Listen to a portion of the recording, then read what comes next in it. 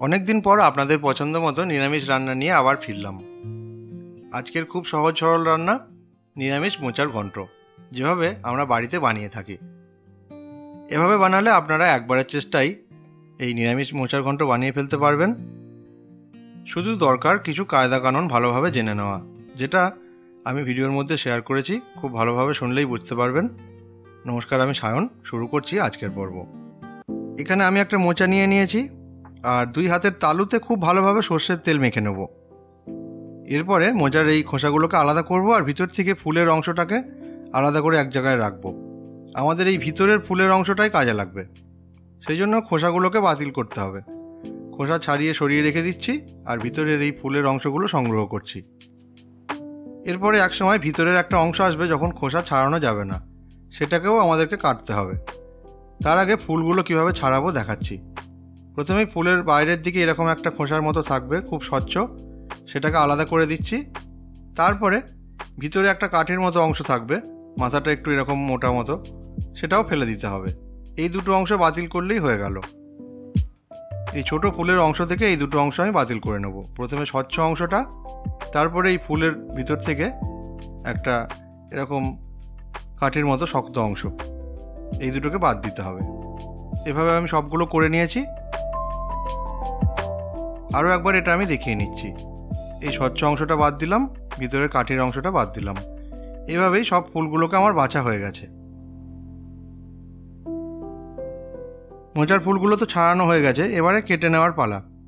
আমি চাকু দিয়ে কাটবো, সেই জন্য সর্ষের তেল চাকুতে খুব ভালো করে লাগিয়ে নিচ্ছি। মোচায় ভীষণ কষ থাকে, সেই জন্য এটা করতে হয়। হাতেও মেখে নিয়েছি।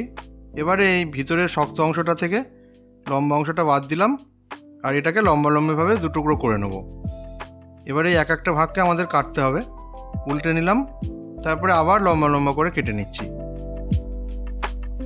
খুব সূক্ষ্মভাবে কাটতে হবে, একটু সাবধানে। চাকু দিয়ে কিন্তু মোচা কাটা ভীষণ সহজেই হয়, বটির থেকে, তাই চাকুতেই কাটা সহজ। এভাবে লম্বা লম্বি করে কেটে নিলাম। এবারে এটাকে সমকোণে ঘুরিয়ে নেব। এই যে ঘুরিয়ে নিলাম। এবারে আড়াআড়িভাবে কাটবো, খুব ছোট ছোট করে।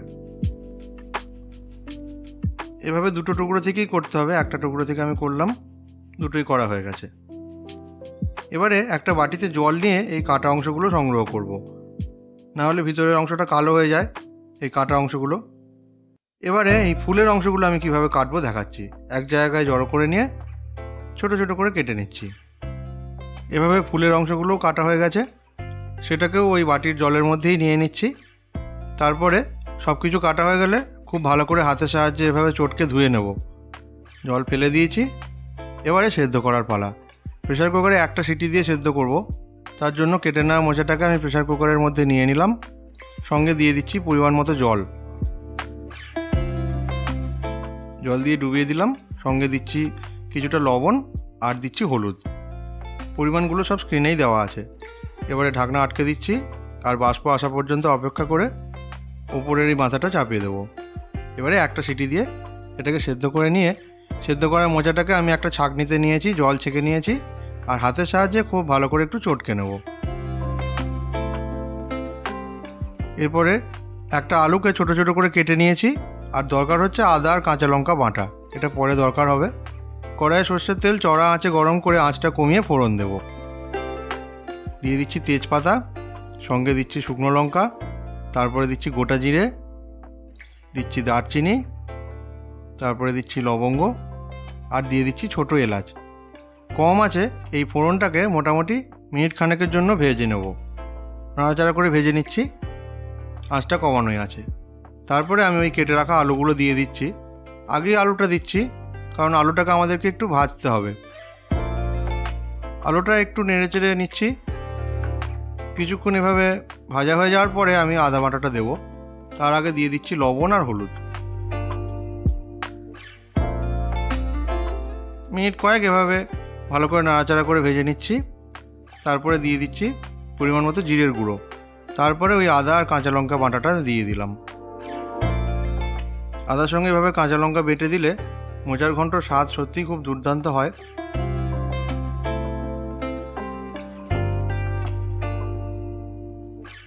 এবারে মশলার সঙ্গে আলুটাকে খুব ভালো করে কষিয়ে নিচ্ছি, কারণ আমাদেরকে এই আলুটাকে কিন্তু নরম করতে হবে। সেই জন্য আগে আলুটা দিয়েছি, মশলাও দিয়ে কষিয়ে নিচ্ছি। সামান্য কিছুটা জল যোগ করতে হবে যাতে আলুটা একটু নরম হয়ে যায়, সেই মতো কিছুটা জল দিলাম। আর মাঝারি আঁচেই বসানো থাকবে, মাঝে মাঝে আমি নাড়াচাড়া করতে থাকবো যতক্ষণ না জলটা শুকিয়ে যায়। কিছুক্ষণের মধ্যেই জলটা শুকিয়ে আসবে। আর একবার নাড়াচাড়া করে দিচ্ছি। এরপরে ওই সেদ্ধ করে ছেঁকে নেওয়া যে মোচাটা রেখেছিলাম সেটাকে আমি এর মধ্যে দিয়ে দিচ্ছি। এবারে এই মোচাটাকে আমাদের মশলার সঙ্গে কষাতে হবে। মোচাটা এখনও ঝরঝরে আছে, কিন্তু খুব ভালো করে কষানো হয়ে গেলে বেশ গায়ে গায়ে লেগে আঠালো হয়ে যাবে, দেখেই তখন বুঝতে পারবেন। এখন যেমন আমি হাতে করে চটকে নিয়েছি, তাও কিন্তু ঝরঝরেই আছে। এটা ভালোভাবে কষানো হয়ে গেলে যখন ভাজা হয়ে যাবে তখন আরেকটু নরম হয়ে যাবে আর একদম মাখো মাখো হয়ে যাবে। এরপরে কিছুক্ষণের জন্য ঢাকা দিয়ে দেবো, আর কম আছে 5 মিনিট এভাবে রান্না করব। 5 মিনিট পর ঢাকা তুললাম, বেশ নরম হয়ে এসেছে। আবার একটু নাড়াচাড়া করে কষিয়ে নিচ্ছি, দেখছি যে নিচের দিকে যেন লেগে না যায়। যদি এই পর্যায়ে খুব শুকিয়ে যায় তাহলে কিছুটা দুধ যোগ করা যেতে পারে। আমাদের এখানে সেরকম শুকিয়ে এসেছে, সেই জন্য আমি কিছুটা দুধ দিয়ে দিচ্ছি। মোচাটাকে নরম করে ফেলতে হবে, সেই জন্য এই পর্যায়ে অল্প একটু দুধ দিয়ে আমি আবার কষাতে থাকছি। খুব ভালোভাবে নাড়াচাড়া করতে হবে। কড়াই থেকে একটু পরেই ভালোভাবে ছেড়ে আসবে, তখন বোঝা যাবে যে রান্নাটা প্রায় হয়ে এসেছে। আর এই রান্নার একদম শেষ পর্যায়ে আমি চিনিটা দেব। আগেও বলেছি, চিনিটা রান্নার শেষ পর্যায়ে দিলে স্বাদটা খুব ভালোভাবে খোলতাই হয়। সেই মতো চিনি দিয়ে একটু নাড়াচাড়া করে নিচ্ছি। এই যে দেখছেন, মোচাটা কিন্তু একদম মাখো মাখো হয়ে গেছে, খুব সুন্দর নরম হয়ে গেছে, আর কড়াই থেকে ছেড়েও আসছে, বুঝতেই পারছেন। এবারে আমি শেষ পর্যায়ে দিয়ে দিচ্ছি কিছুটা গাওয়া ঘি, আর সঙ্গে দিচ্ছি গরম মশলার গুঁড়ো। বেশ ভালো করে একটু নাড়াচাড়া করে মিশিয়ে নেব, দিয়ে আঁচটা বন্ধ করে দেব। এই যে দেখুন, যেরকম বলেছিলাম, মোচাটা একদম আঠালো মাখো মাখো হয়ে গেছে। ব্যাস, ঢাকা দিয়ে কিছুক্ষণ রেখেই পরিবেশন করব। এটা আমরা পরিবেশন করছি গরম ভাত আর মসুরির ডালের সাথে। আর তার সাথে এবারে দিয়ে দিচ্ছি এই যে দুর্দান্ত মোচার ঘন্ট। এই ছিল আমাদের আজকের রান্না। ভিডিওটি কেমন লাগলো লিখে জানাতে ভুলবেন না। সবাই ভালো থাকবেন, ধন্যবাদ।